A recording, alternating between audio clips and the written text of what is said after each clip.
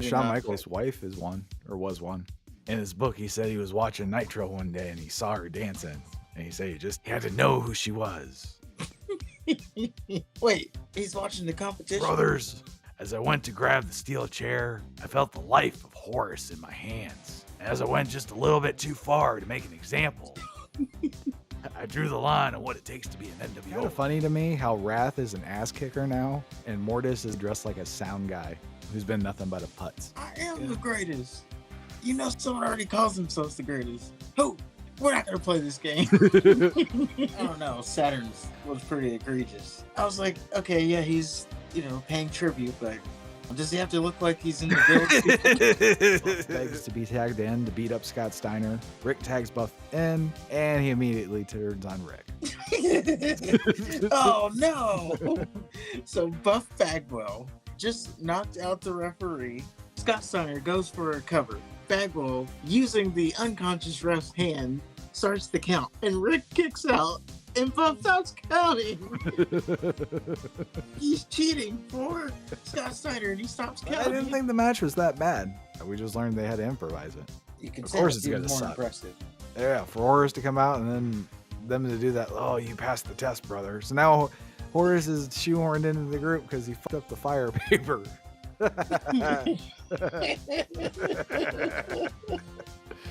That's funny.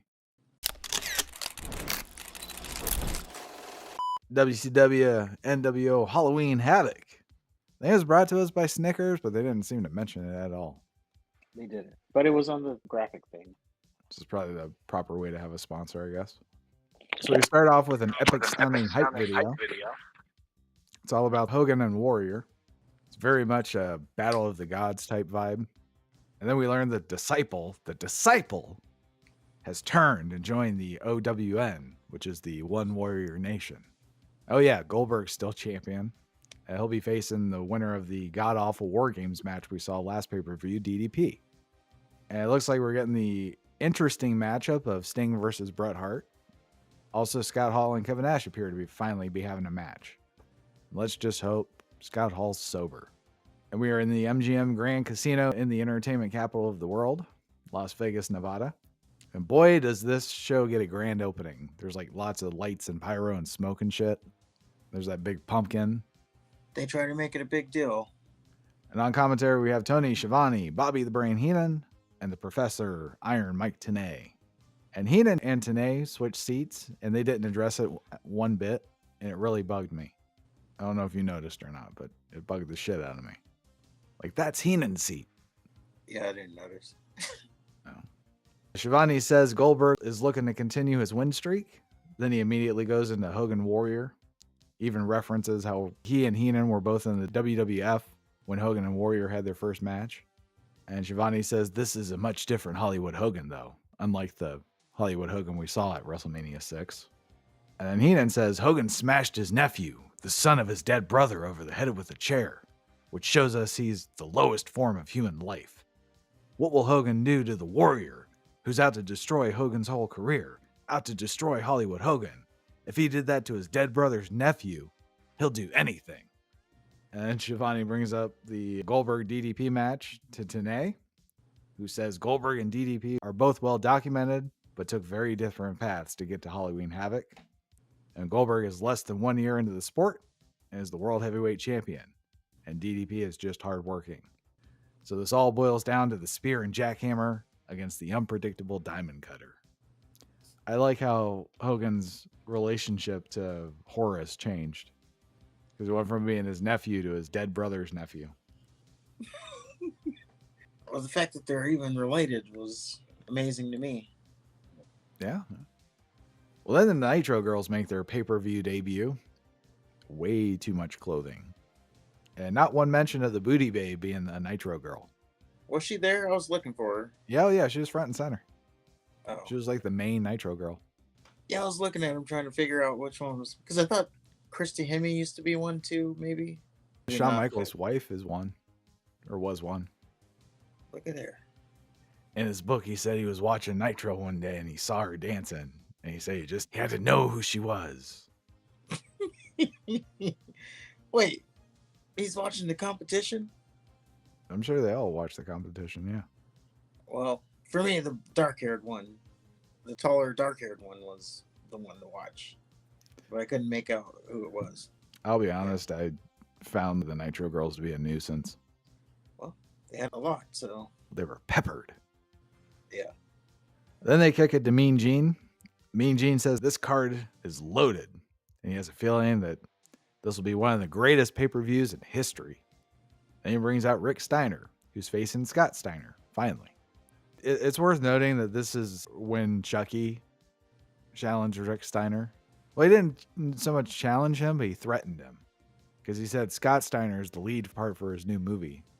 And if he messes with Scott Steiner, he messes with the Chuck. Yes. So we do get a match between, or is it a match, or Oh no, that's the gist of it? That's it. Well, they mentioned it, yeah, on commentary. Yeah, I mean, there was that brief little blurb, but that was about it. Like, Chucky doesn't make another appearance. Although, Chucky does come back to confront Braun Breaker in NXT 2.0. He does. And he hasn't aged a bit. He looks like the new Chucky. Yeah. Well, anyway, Rick says that Scott's just another opponent who he has to teach a lesson. And tonight, Mean Gene, it's the Hound and the Pound. And he's going to get down. He's got a way with words, doesn't he? Yeah. Then Buff Bagwell interrupts. And he says he has a change of heart. He says we're all sick and tired of Big Papa Pump. And he says, what I'm trying to say is let me be in your corner. Let me watch your back. Arf, arf, arf. Mean Gene says, well, J.J. Dillon will probably need to render a decision on that. Such a kiss ass. And Rick says, you know, Buff, we ain't seen eye to eye on a lot of things. I don't know if I can trust you. Of course, the crowd says, no, you can't, Rick. And then Mean Gene asks Buff, can he trust you? And Buff says, look at my eyes, Rick. You saw these eyes when I was swinging a chair last week. The eyes of a guy who's ready to watch your back. Rick says, you're telling me you're done with the NWO? You want to come watch my match? Watch my back? My brother tries anything, you're going to be there? If you got to get up in his face, smack the heck out of him, punch him, kick him, do whatever you got to do, you going to do that for me? Buff says, I'm going to do that for you. Arf, arf, arf. Well, Rick tells Buff he can be his partner and then tells Gene that they're going to do it in Las Vegas. So that's a turn of events. It is. Buff Bagwell has seen the light. Well, then we have Raven versus Chris Jericho. It's for the WCW World Television Championship. And Raven, he's coming in flockless and on a losing streak. In fact, after Jericho comes in, Raven says, as everyone can see, I've been on a bit of a losing streak lately. Obviously, it's not my fault. I've been a victim of circumstances, again beyond my control. And I just have 6 words to say about that. What about me? What about Raven? I went to bed at 11 o'clock this morning, and when I got here, I found out I was scheduled in an unscheduled match. I wasn't informed ahead of time. Once again, force is working against Raven. Well, you know what? I don't feel like wrestling tonight. I wasn't told ahead of time, and I'm not gonna. Quote the Raven, nevermore. Sure enough, Raven gets up and makes his exit back up the entrance ramp. Then Jericho grabs the mic and says, to be honest, I don't really want to be here either. So if you don't want to wrestle, that's cool with me. But there's just one problem. All the Jerichoholics came here to see me wrestle tonight. Because Chris Jericho equals buy rates, butts and seats, and rock and roll. And he says he's disappointed because he really wanted to wrestle an icon like Raven. Then he mocks Raven for being the leader of the flock, the biggest gang of morons and idiots. And he says, if you don't want to wrestle, that's fine. I'd whip your butt in about 2 minutes anyway. You don't have what it takes anymore, Raven. Loser. Well, that just makes Raven want to wrestle. So he hits the ring just to get his ass whooped and beaten by his own leather jacket. And then they fight out of the ring. Raven does a front suplex to Jericho on the steel steps when they were on their side. Looked brutal. Then Raven steals a Saturn move and does a springboard drop kick to Jericho off the steel steps. Then they get back in the ring. Jericho goes for a springboard drop kick to Raven from the corner. And then Jericho tries to do a clothesline to Raven from the apron. He leaps. And he ends up crashing face first into the guardrail. It's great. They get back to the ring again. Raven starts choking Jericho with his flannel shirt and biting his face. It's kind of weird that the ref just calmly counted to 5 when a man is biting another man's face. Just 1, 2, ah! Jericho exposes one of the top turnbuckles, then eventually gets catapulted into the exposed steel. Raven starts getting some momentum going, but can't put Jericho away. Jericho gets Raven in a roll-up, turns it into a lion tamer. Raven manages to crawl to the ropes. Then Raven hits Jericho clean with an even flow DDT. Jericho just kicked out, no big deal. And Jericho uppercuts Raven in the balls, almost wins with a bridging German suplex. Then Canyon comes out of nowhere, gets involved for some reason, and Jericho just whips a Raven into him, so he gets knocked back onto his ass on the floor. And Raven goes for another even flow. Jericho just reverses it into a lion tamer, and Raven taps out. And the man that passed out laughing while in the crippler crossface immediately taps out, screaming like a bitch. Heenan even said something. He was like, that was, 3 seconds? He also said, I have no idea why Canyon was out here. I don't either. I didn't think this was a bad match. Yeah, I enjoyed it. I knew I was going to enjoy it because the two who were in it, but... Wasn't it weird seeing Raven in just a regular match? Yes, it definitely was. For what we've seen, that's his first one. Yes. Since he's been there. Not one stop sign, not one kitchen sink. It's actually quite refreshing. And it made sense. I don't know why he would think there's a conspiracy to put him in a title match. Like, that shit just doesn't make any sense to me. Your ambition is to be champion. That's what you're working towards, right? So you get just automatically put in a match and you're upset about it? Yeah, I don't know. But yeah, he wants it his way. I guess. But yeah, he was in a match he wasn't quote unquote prepared for. He went to leave. Jericho pissed him off. They had a match. They could have done without Canyon, but there was a whole lot of bullshit. I was expecting a lot more. Yeah. Yeah, not that bad. Not that bad for the worst pay-per-view in history. Well, next we're interrupted by a Hollywood Hulk Hogan. Eric Bischoff is sporting a new look, which makes him look like a cuck. Says he admires Hogan most because he represents the millennium of family values, then fake laughs. And I have no idea what that means. And Hogan said all his black and white Hollywood NWOites worship the ground he walks on, and says he took his blood, something he loves more than life itself, and crucified him because he wasn't ready to be an NWOite. Says, I laid Horus to rest in a pool of carnage and blood only befitting a true black and white attack jack. Then it cuts to a video of Hogan beating the piss out of Horus. Giant Stevie Ray and Virgil and Scott Norton are in the ring trying to pull Hogan off. Hogan starts with fists, then uses his weightlifting belt. Then he gets out of the ring and grabs a chair, so he just kind of progresses.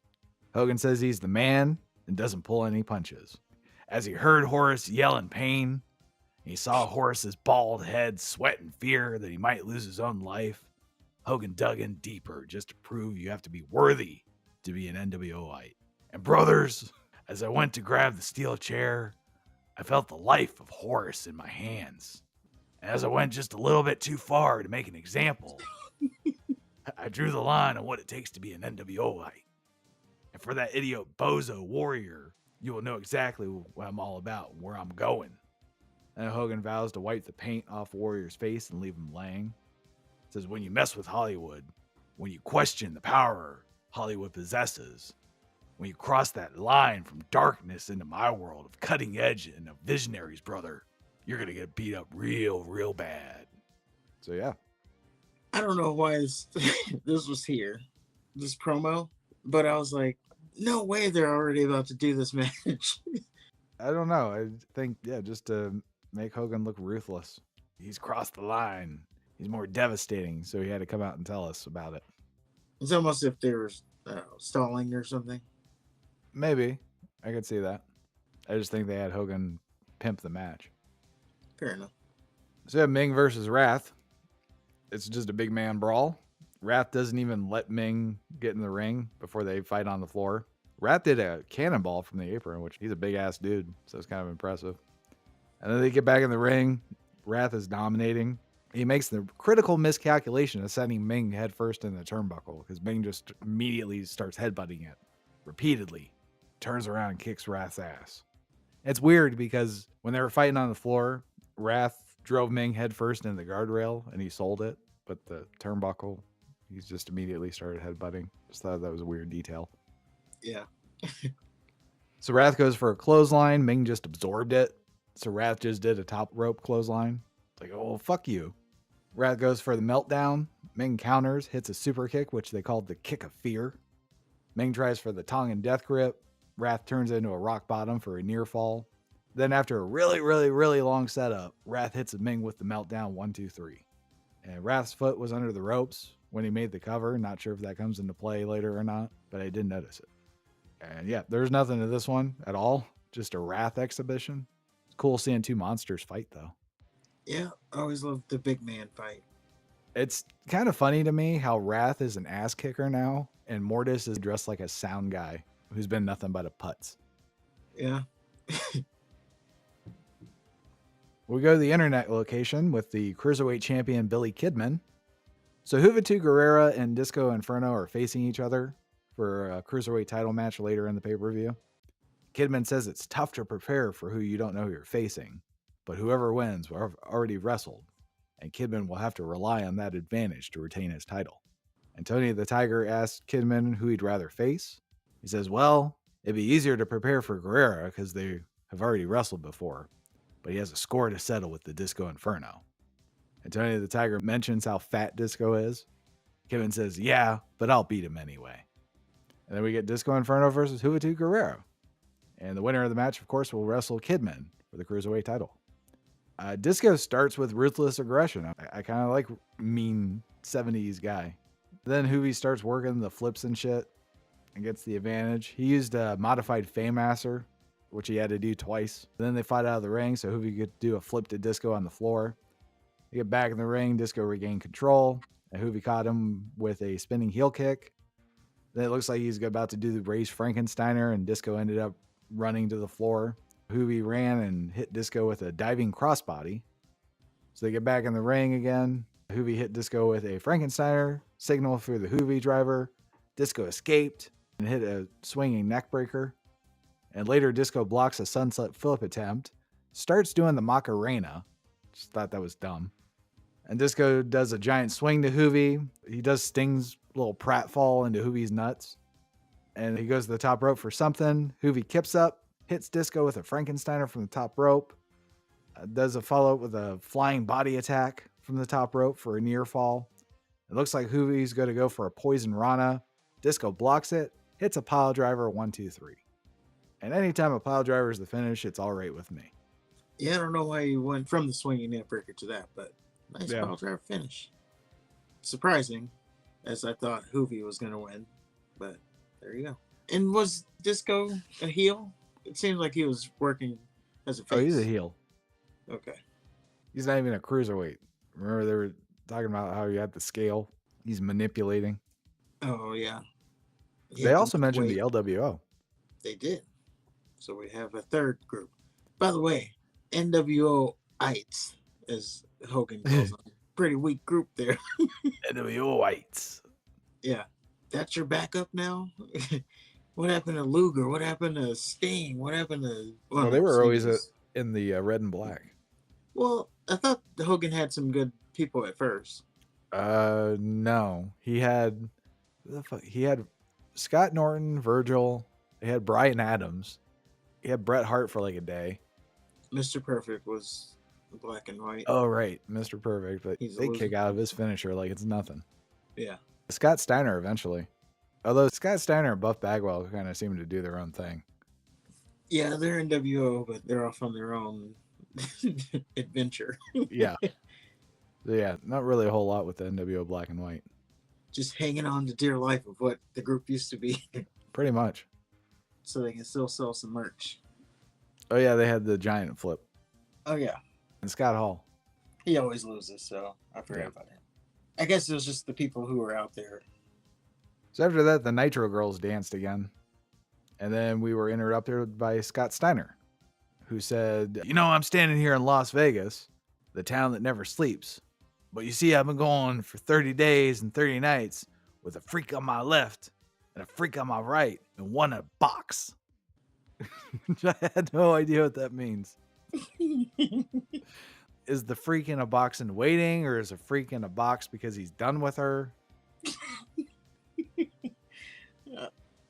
Don't know. I need more information on this box. So he says, so being in Las Vegas is a night off for me. And I'm just here to tell you Big Papa Pump is in town and he's ready to pound. So all you freaks in Las Vegas, Big Papa Pump is your hookup. Holla if you hear me. And then he addresses what Buff Bagwell said earlier, called him a sniveling mama's boy. He said he knocked down Bagwell in front of his mom and beat Rick Steiner up his whole life. So those two are nothing but losers.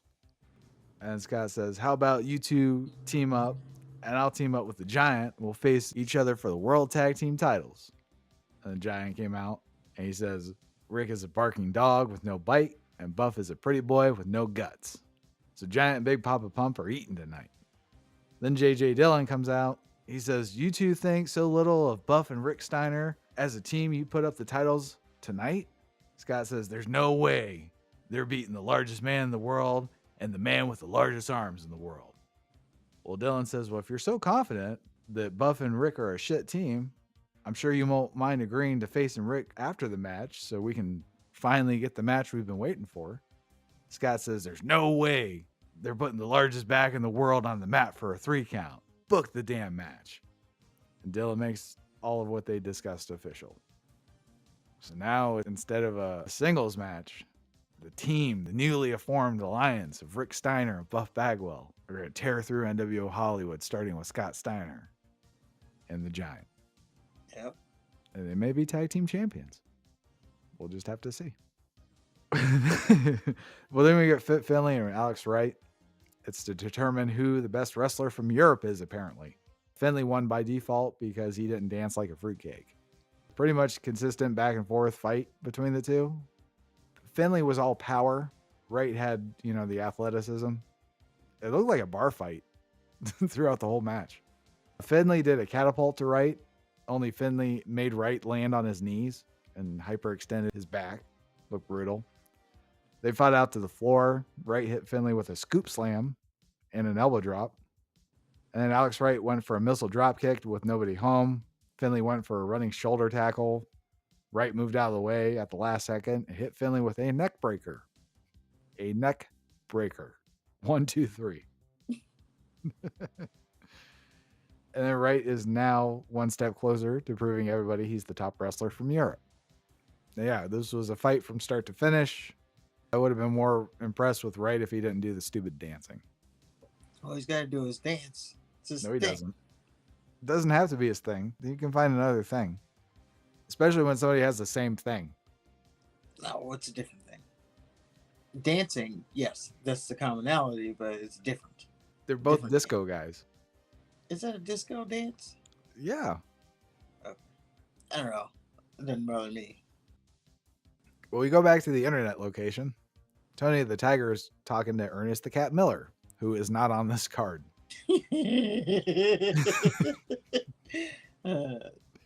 Don't worry, we're going to be entertained here, though. All right. Tony tells Ernest the fans are mad at him for calling himself the greatest. Miller says, fuck the fans. I am the greatest. Tony says, there's already an athlete who calls himself that. Miller's like, who's that? Then they do the exact same shtick with who's the real deal? Evander Holyfield? Oh, okay. With the real deal nickname. Well, Miller says he's 65-0 against the so-called WCW tough guys in the locker room and 5-0 against the overweight fans. I have no idea why this was a segment. I don't know. I enjoyed it, though. Of course. I am the greatest. Someone already calls themselves the greatest. Who? We're not going to play this game. He said, yeah, he beat the real deal's ass. And Tony just laughed at him like, no. Well, then we get Loie versus Saturn.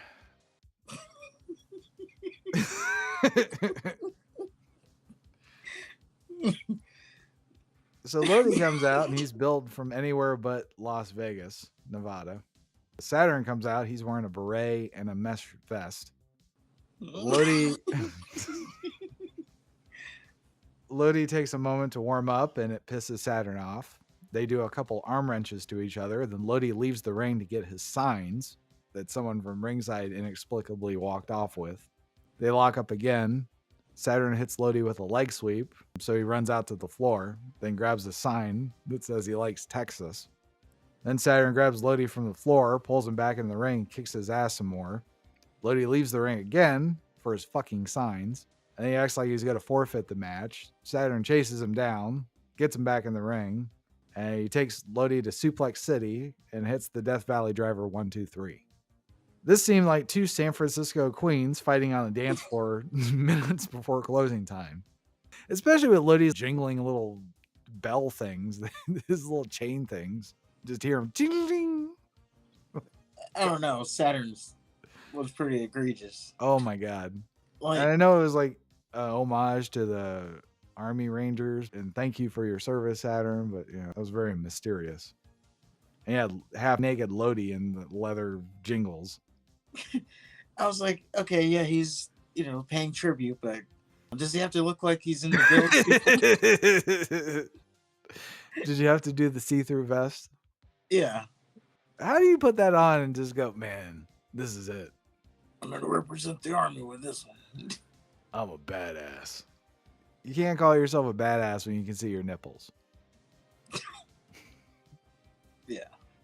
This is the weird outfit choice. Well, then the commentary team killed some time. They tried to get us hyped for the Steiner family feud. And then they cut to a previous Nitro where Buff swings his chair at Scott Steiner, shakes Rick's hand after, takes the NWO shirt off. Looks like Buff's had enough of the Big Papa Pump. And Rick immediately embraced Buff. Rick's such a forgiving guy.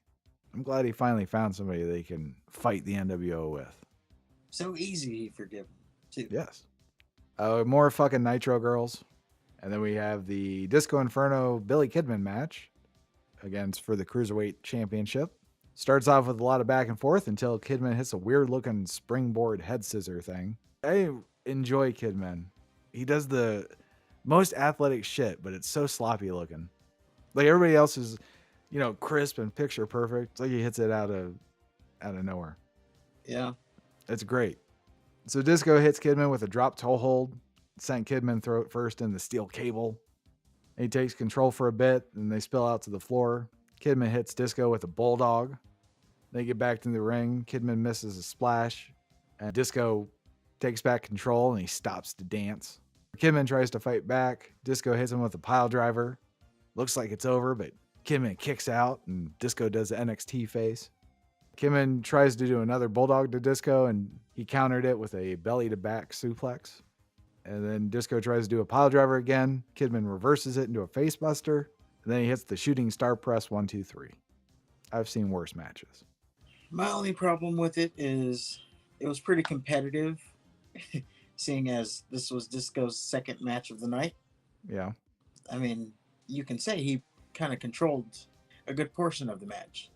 Well, he also has a weight advantage on Kidman. Oh, yeah, there's that. But I don't know. I just thought it was a little too competitive for it being his second match. That's fair. Although Kidman did mention the preparation. He's not familiar with Disco. Yeah, he did say that. So there is an out there, yeah. Apparently he's a champion that needs to prepare. Well, all champions need to prepare. No, man, this is wrestling. We'll wrestle tonight. You gotta watch tape, get some nuances. Oh, he likes to go right. Well, up next we have Scott Steiner and the Giant versus Rick Steiner and Buff Bagwell. It's for the WCW Tag Team Championship. Giant came out smoking for some reason. They didn't even address it. So Bagwell and Rick Steiner came out and they did the pose together. That pissed Scott off. Ref tried to take the title belt from Giant and he just held it above his head for no reason. And Giant and Scott take turns beating the shit out of Rick. Rick starts to fire back up on Scott. Buff begs to be tagged in to beat up Scott Steiner. Rick tags Buff in, and he immediately turns on Rick. Oh, no. Buff hugs Scott and the Giant, and then he just runs to the back. Scott just beats the shit out of Rick, blatantly kicks his brother in the balls. Ref tried to get involved and he got shoved. Scott and Giant take turns stomping out Rick. Rick tries to fire up again. Scott punches him in the balls again.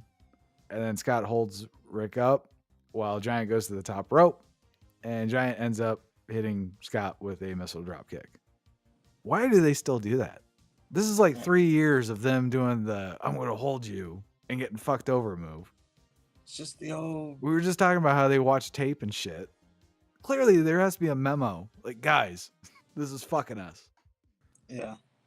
And Giant took a long time to get in position, too. Boy, did he. He had to, like, wipe off the turnbuckle and shit. No wonder Rick had time to move. Yeah. So, yeah, Rick fires up on Giant and then hits him with the Bulldog 1, 2, 3. Oh, Rick no. Steiner. So, Rick, Steiner, and Buff Bagwell are now the tag team champions. Is he still tag team champion? Even because he walked out. Oh, yeah, he's the tag team champion. There you go. They're actually going to... I don't know what they're going to do. They didn't think that far ahead. No. But it seems like they just fucking did this with Giant and Sting. No, it's very different. Because the Giant Sting was so that Sting can join him. But they're on different teams. Yeah, but this was just a straight up, he turned on him. But now they're champions. Okay. Well, the ref doesn't let anyone take a breather and rings the bell for the Rick Steiner and Scott Steiner match. And this is no disqualification, apparently. Scott and Giant try to leave, but Rick stops them. Rick throws Scott in the steel steps, then into the ring, starts kicking Scott's ass. Scott hits his brother with a fourth dick punch. Seems to be his best move. And he beats on Rick for a while until Rick just starts tossing Scott. Then some guy in a Bill Clinton mask and a suit comes out from the crowd and takes the ringside officials out. Stevie Ray appears out of nowhere and just hands the masked man a slapjack. The masked man beats the fuck out of Rick Steiner with the slapjack, then levels the ref. The ref takes the best ref bump I've ever seen in my life. The thud of that slapjack was... No shit. I was like, Jesus. The thud, the bump, it was great. Greatest ref bump I've ever seen. And for this shit match. Oh, it gets better. The man stops, takes his mask off, and reveals that it's Buff Bagwell. And Scott covers Rick, and Bagwell drags the ref and makes the ref count the pin, but Rick kicks out. Hold on. Yep. I don't think they get it there. So Buff Bagwell, he had just knocked out the referee. So the ref is unconscious. Scott Steiner goes for a cover. After Rick Steiner has been also hit with a slapjack, Buff Bagwell, using the unconscious ref's hand, starts the count. And Rick kicks out, and Buff stops. He stops counting. Like he's cheating for Scott Steiner, and he stops counting. I didn't think about that, yeah. I laughed so hard at that he actually stopped counting from the kick out. So yeah, Scott hits the Frankensteiner from the top rope. They did the same thing. Rick kicked out of that again. Because the ref is still unconscious, so yeah. Yeah. The ref gets tossed out of the ring like a sack of shit. And then Rick fires back up on Bagwell and Scott. He hits Scott with a bulldog. Nick Patrick slides out of nowhere. Wherever Stevie Ray was, that's where Nick Patrick was. 1, 2, 3. And I have no idea why Bagwell left only to come back in a costume. I don't know. Like, maybe if he stayed, they wouldn't have lost the tag titles. Yeah, stayed and helped. Yeah. But yeah, it was just the funniest thing. He was counting and then adhered to the 2 count. Well, he's an honorable bad guy, I guess. Yeah. Well, we got a Hall Nash hype video. For Hall, it's just about the money. For Nash, he's bummed about losing a brother. And then they fight back and forth. Looks like they fought in a pool hall shitter at one time, and it looked like Hall didn't fare well in that exchange. Then they very rapidly glossed over Hall's drinking issues and stole my fucking idea about having him puke on Eric Bischoff. Yeah, he did. So we get Kevin Nash versus Scott Hall. Hall comes out with a cup of something. Nash gets to the ring. He's disgusted that Hall's been drinking, I guess. And Hall just throws the drink in Nash's face and starts wailing on him. And he beats the piss out of Nash in and out of the ring, throws Nash in the steel steps, stabs him with a microphone, chokes him with the camera cables. Hall just gets back in the ring and grabs a microphone, starts talking shit to Nash. Asked him how the world looked through foggy eyes. There's like smoke and shit on the entrance ramp. Say, hey, your eyes burn? How's the world look through foggy eyes? What a burn. Hall tells him to drag his ass back to the locker room because he's done listening to Nash. Then Nash hits the ring. Hall continues to whip Nash's ass. He hits a scoop slam, signals for the Razor's Edge. Nash just pushes Hall to the other side of the ring. Hall, he's on Nash again and just wails on him. And then Nash starts to do the bring it thing Shane did to Taker.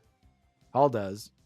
Then Nash decides he wants to do something, so he hits Hall with a sidewalk slam. They trade punches. Nash goes for a jackknife, and Hall bails to the floor. And he hits the ring again. They go back and forth. Nash starts to pull away and just dominate. It's kind of like boxing where you just see the momentum shift. And Nash mocks Hall for his addiction to booze a lot. And he hits a big boot, a jackknife, says he wants a double, hits a second jackknife, then stands over Hall, does a crotch chop, and then he just leaves and he's counted out. And unconscious Hall is declared the winner. It was a weird match between them. Boy, was it. It was like when they were going over this match, they're like, well, you've lost a lot, so how can I win without winning? Yeah, how do we figure this out? But yeah, it wasn't about winning. It was about beating some sense into Hall. I did get a sense of this probably is what like brings them back together in some way. I can't remember what happened. But yeah, it might be around Starrcade. We get more stupid Nitro girls. And then we have Sting versus Bret Hart. It's for the United States Championship. The champion Bret Hart comes out first, which is always nice. You know I love that. Yep, of course. And Sting has a goatee now. It looks painted on, and he looks like an idiot. It looks painted on, and his face is painted. Yes. I mean, clearly he put some of his black makeup or whatever on it. Really distinct. Yeah. It just looked ridiculous. So the match starts with Bret refusing to engage with Sting. And Sting eventually had to chase him down to get the match going. Sting beats on Bret for a while. Bret recovers, hits a DDT. And Bret just beats the shit out of Sting. He only stops to talk shit to the fans. He said, fuck you at some point. It's like Bret Hart said, fuck you. Yeah. Hart nails a bulldog and a Russian leg sweep. Goes to the ropes. Sting catches Bret and gets the Hitman, Bret the Hitman, and a sharpshooter. Sting starts to build a head of steam. Bret just falls to the mat, clutching his knee. Sting isn't buying it and just starts stomping Bret out. Ref gets Sting away from Bret. He's like, oh, hold on. And as the ref's back's turned, Bret gets to his feet, grabs a pair of knucks. Sting ends up taking Bret out with a clothesline, so he drops the knucks. So Sting has him. He wants to clock Bret, but the ref stops it. And Bret chop blocks Sting in the knee from behind. And then he just starts taking it to Sting. He tosses him out of the ring, beats his ass on the floor. Bret gets back in the ring. Sting slowly follows. And Bret starts doing Sheamus's move on the apron. Ref gets involved and pulls Bret out of the way. And then he tends to Sting for some reason. Sting thinks it's Bret, so he elbows the ref. Ref's out. And then Bret leg drops the back of the ref's head for no reason.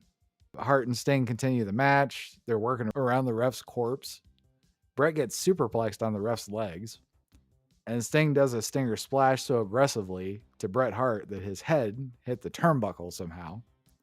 And Hart goes to the floor, grabs Sting's bat, starts beating the shit out of Sting with it. Hart then revives the ref, locks in the sharpshooter. Ref does the 3-arm thing to Sting, and yeah, match is over. And Bret Hart is still the U.S. champion. Sting is stretchered out and taken out in an ambulance, so that's interesting. And yeah, ref shit was hokey. It was a good match. It was. But it was also funny that the ref, they did the suplex on the ref because they landed right on his ankle, it seemed. And you'd think he would like react to that in some way, but he didn't. Nope. Like he powered right through that. They were still fighting. Either Sting or Bret collapsed on the ref, and then the ref had to kind of scooch over so they had more room. Him laying in the middle of the ring. He didn't think that one through. Nope. But yeah, I thought it was a lot better than Mr. Perfect and Bret Hart.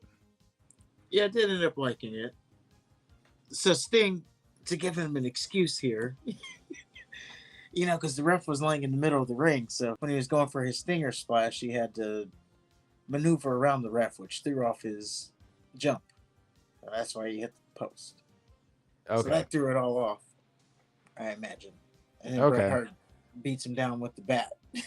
He's already unconscious at that point, but he didn't recalibrate when he jumped. Because aside from that, like over jumping on a move you do a million times. Well, Bret was also kind of hunched over. Yeah.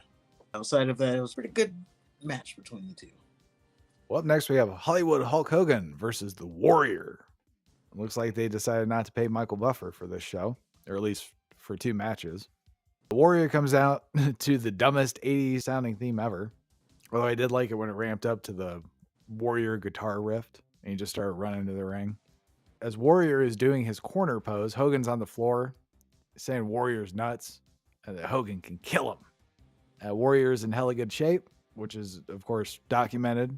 I don't know if he's older or younger than Hogan, but I know he's not young. Yeah, he's definitely up there in age. So it starts off with Hogan just taking it to Warrior. Then Warrior knocks Hogan on his ass. And he tries to do a test of strength. Hogan says no. Starts pummeling him. Then they do a test of strength type hold. They called it a knuckle lock. Warrior fights out of it. They do the crisscross thing. Hogan hits a scoop slam. Warrior no-sells it. Hits Hogan with a scoop slam. He starts feeling the power of the Warrior. Dumps Hogan out of the ring. They fight on the floor. They get back in the ring. Hogan goes for a clothesline. Warrior ducks. The ref's taken out. And then Hogan knee drops the ref in the face for no reason. He starts beating the shit out of Warrior. Calls Giant out to the ring before knee dropping the ref in the head again for no reason. And when Hogan holds Warrior up so Giant can finish him off with a big boot. Of course, Warrior moves out of the way at the last second and Hogan ends up getting kicked. Totally didn't see that coming. And Warrior, they just did that. With the Giant, too. And they even Jesus Christ. Wouldn't Giant at least say, hey, I mean, the last time I did this didn't turn out. No, go ahead, brother. Okay, you got something, but. Yeah. So Warrior dumps Giant out of the ring. Stevie Ray and Virgil try to help, but they get knocked off the apron, then just leave. They were just like, well, we tried. Warrior goes for a pin. Knowing the he ref. did. He got knocked off the apron and then just walked off. Yeah. Like, oh, we did our best. Well, yeah. Gave it the old college try. So yeah, Warrior goes for the pin, knowing damn well the ref's out. Then he goes to revive the ref. Hogan beats the shit out of Warrior some more. He starts using the weightlifting belt on him until the ref threatens to disqualify Hogan. Then Warrior tries to fight back and almost hits Hogan with a running splash, but Hogan moved out of the way at the last second. Warrior ends up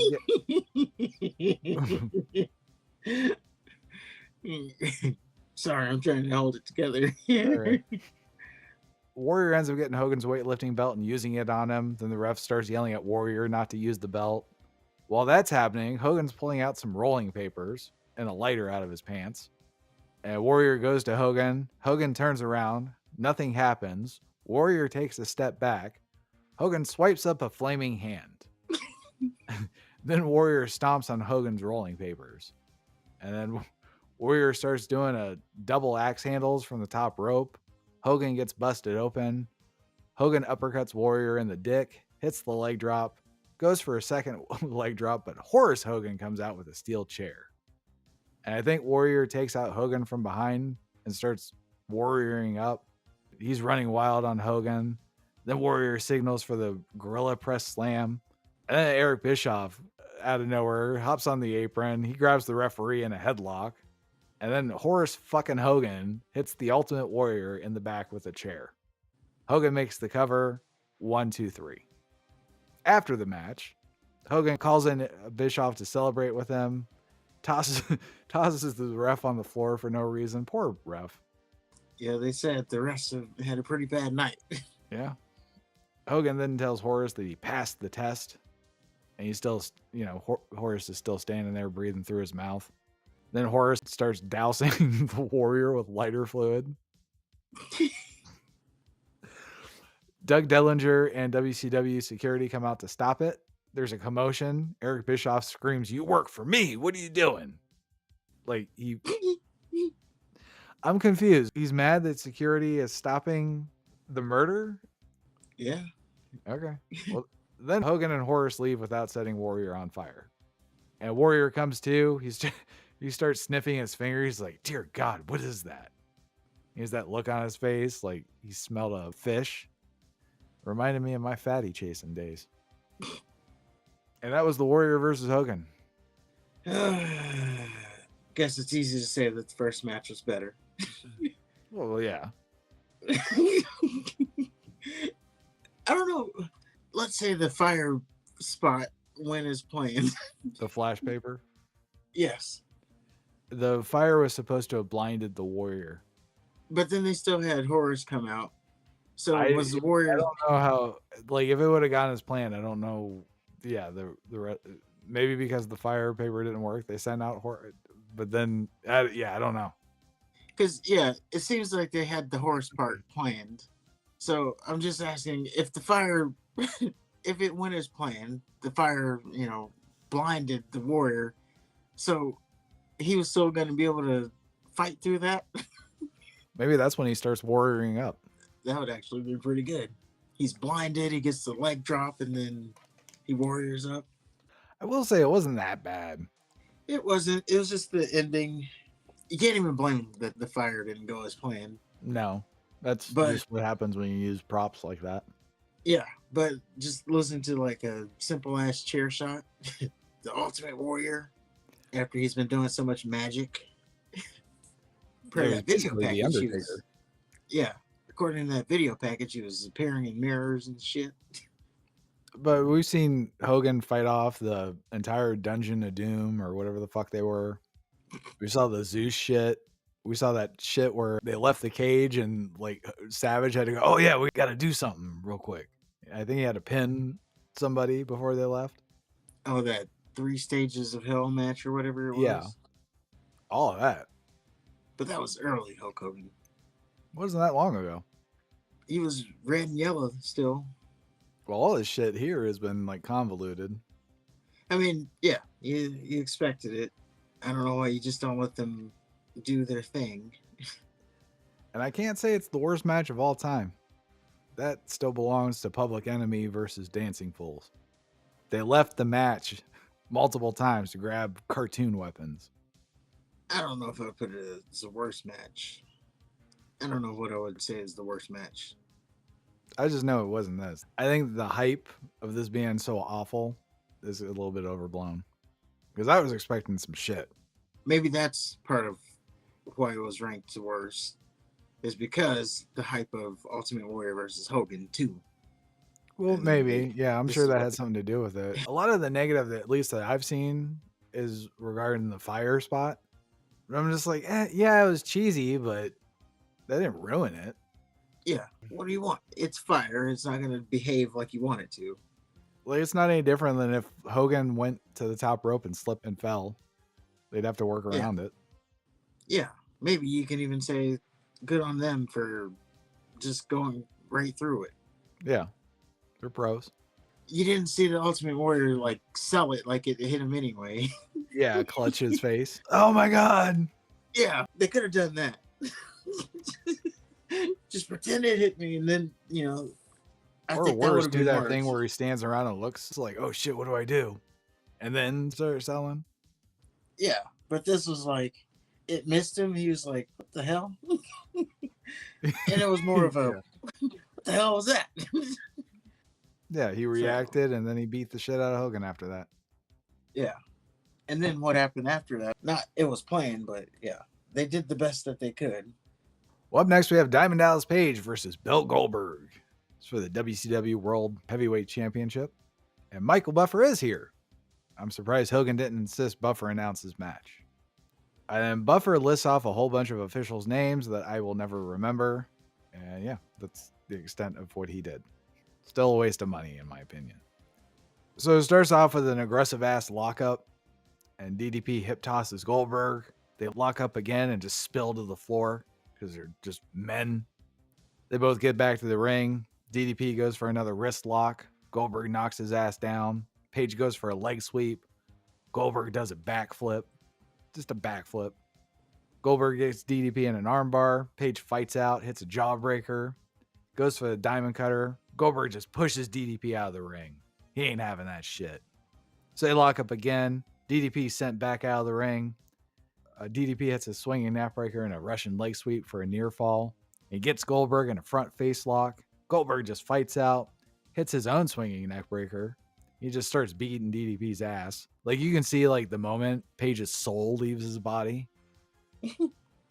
And Goldberg locks in another armbar. He's just doing what he wants to DDP at this point. He goes for a sidewalk slam. DDP counters with a head scissor. And Goldberg gets to his feet first, kicks the shit out of DDP, and goes for a spear to DDP in the corner. And he moves out at the last second, so Goldberg goes crashing into the steel post. DDP hits Goldberg with a top rope clothesline and a DDT. He signals for the diamond cutter, and DDP turns around. Goldberg flattens him with a spear. Goldberg tries to do a one-arm jackhammer to DDP. DDP ends up countering with a diamond cutter, but Goldberg kicks out because DDP was too injured to cover the champ immediately. Then DDP tries to suplex Goldberg, and of course he turns it into a jackhammer 1, 2, 3. And then both men showed respect after the match. And Goldberg is 155-0. Good match. It's quite the main event. It's unfortunate that it had to be cut off for the 1998 crowd. I think overall, it wasn't as... You said this was ranked as like the worst pay-per-view. Oh, yeah. Everybody says it's like the worst pay-per-view in history. No. I was really disappointed. Like I said, I was expecting some shit. Yeah, of course they had, their moments. Every match almost had a ref bump. Rules were out the window. Like so many low blows right in front of the ref. Even at one point, Shivani was talking about, oh, I think they really need to revisit the low blow rules. What do you mean revisit? It should be a disqualification. What is there to revisit? Some of the matches did seem like it was just there. Yeah, but there wasn't any match that I could say like, this was horrible. There's horrible moments, I guess. Yeah. Obviously, the DDP Goldberg match was the match of the night. It was the main event, so it's perfect. You had some good matches on the undercard. Yeah. So I don't know what people had a problem with. The buff stuff was weird. I enjoyed it. Yeah, I guess it is slapstick, I guess. Yeah. I don't know why I enjoyed it, but I did. And it's funny because it's Scott Steiner who, as we know, will go on to be one of the funnier people in wrestling. Yeah. Unintentionally. Yeah. Like even down to him saying, Scott Steiner's in town and he's ready to pound. And he even starts laughing at it. Yeah. Like, that was a good line. Or like, what the fuck am I saying? Yeah. But yeah, I could even say, of the wrestling this week, that was the best wrestling this week. I was wondering if it's not so bad because the current shit sucks so bad. Yeah. Like the worst of the older shit is gold compared to what we have today. Not one fucking pull apart brawl, I'll tell you that. And not one person was sent over the announce desk. Yeah. I don't know. It could be, yeah. The weekly thing that we're watching is also just so bad. It's terrible. The shitty thing is that's the best of it. Yeah. Like say what you want about like it being cartoony and stuff, but that's the best of it. That's where the best of the best go. So when you want to watch the best, that's what you have to watch them do. Have competitive matches with fucking Axiom. While your opponent's squashing incredible challengers. That beat the guy that's main eventing. Yes. Your current show. That was Halloween Havoc 1998. And yeah, this pay-per-view was considered an objective disaster. But don't take my word for it. Then WCW announcer Gene Okerlund described the contest as a disaster. He was talking about Hogan and Warrior. Warrior himself stated, "It's weird that my best match ever was with Hogan, and at the same time, my worst match ever was with Hogan." And Hogan felt the contest was ruined by his botching the fire throwing spot, which was his idea. He was supposed to throw the fire at Warrior, but instead lit the flash paper in his own face and legit burned his mustache and eyebrows. This led to an improvised ending, which, okay, so Horus wasn't planned. Oh. So it led to an improvised ending, which Hogan's nephew Horus hit Warrior with what Sports Illustrated writer Luke Winkie called the most unsatisfying chair shot in history. Winkie also observed the lack of cooperation between the two combatants, who did not get along personally, and slammed the contest as passive-aggressive wankfest. And Hogan unequivocally said of the censured bout, "It was my fault." Former WCW president Eric Bischoff conceded the critical opinion that Hogan and Warrior 2 was one of the worst matches in history and admitted that it pretty much stunk up the joint. He, however, dismissed the notion that he hired Warrior solely to lose to Hogan in return for Hogan's WrestleMania 6 loss. That's funny, because that's what I was exactly thinking. Like, they probably brought him in just to get Hogan's win back. Yeah, he claimed that this is not true, and those who hold this belief are just drinking their own Kool-Aid. Of course, Bischoff has been disputed many times about this, but it's important to note that he too admitted that WCW Warrior sucked. So, regardless of why he was there, he admitted that it sucked. But I didn't think the match was that bad. It wasn't. Yeah, just the ending kind of killed it. Yeah, we just learned they had to improvise it. So, You can of say course it's it's going even to more suck. impressive. Yeah, for Horus to come out and then them to do that. "Oh, you passed the test, brother." So now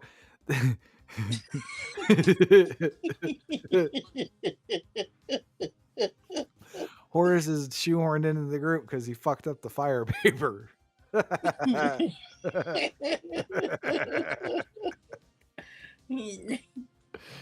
That's funny. So WCW ran Halloween Havoc 1998 to 3.5 hours rather than the standard 3. Due to this, many pay-per-view feeds ended while the main event was still underway. WCW aired a replay of the match the following Nitro. I do remember that. It was a great Nitro too. WWE journalist Kevin Powers hailed the bout as the best ever at a Halloween Havoc event while criticizing Hogan Warrior, of course. He wrote, "It's hard to believe that thousands of pay-per-view customers missed the main event of Halloween Havoc 1998 because WCW ran out of broadcast time. By some cruel twist of fate, fans did get to watch a disastrous WrestleMania 6 rematch between the Ultimate Warrior and Hollywood Hogan, only to see their screens go back just as Diamond Dallas Page prepared to lock up with undefeated WCW World Heavyweight Champion Goldberg in what was the best match in the October event's 11-year span." Luke Winkie's back, and he said it's a great match of Goldberg and Page. He said if more TVs carried this match, maybe the Warrior Hogan disaster would be less remembered. WCW was forced to reimburse millions of dollars to customers who ordered Halloween Havoc. The match was shown the next night on Nitro. However, the showing was edited out on that particular show on the WWE network. They fixed the mistake. Yeah. Instead of putting it on Nitro, they just added it onto the actual pay-per-view like it was supposed to be. Oh. So fans growing up today, to them, that's just part of the show. They don't know it was a fuck up. It's okay. I saw a report somewhere that there was something with an Undertaker match. Vince McMahon pretty much reshot them. Like he reshot the match. I don't know. He didn't like the ending of the match, so he basically reshot it. Oh yeah, it was before they were alive or something. Yeah. Can you imagine like being at a show and they do that? Like, wait a minute, I thought this was real. And yeah, making the fans participate. All right, Yeah, how do you- never saw this. Yeah, how do you get excited for the finish again? It would be funny if, nope, I didn't like that reaction. We're gonna shoot it again until you fans get it right. Next WCW pay-per-view is World War III 1998. It's in the Palace of Auburn Hills in Michigan. Of course, we have the 60-man War Games match for a chance at the World Heavyweight title. And the main event is DDP versus Bret Hart for the U.S. title. But before that, we have WrestleMania 35. It took place at MetLife Stadium in East Rutherford, New Jersey, marking the second WrestleMania held at the venue after WrestleMania 29. That was the once-in-a-lifetime WrestleMania.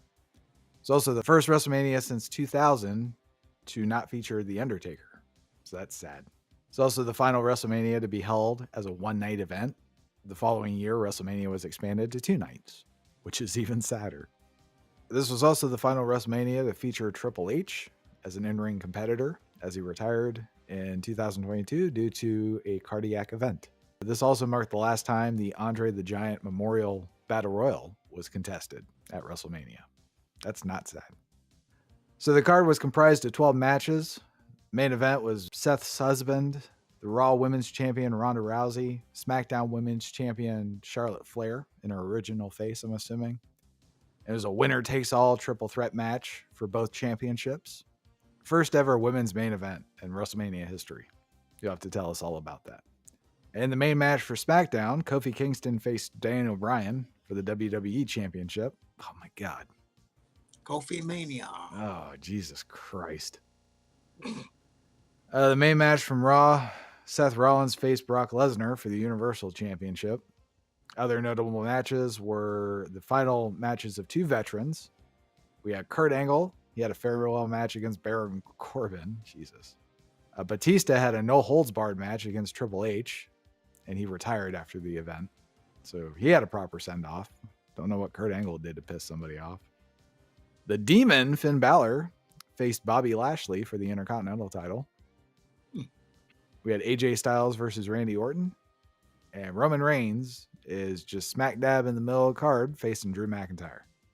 So the Roman Reigns experiment is on pause. Well, they kind of had to. You know, it was getting so loud.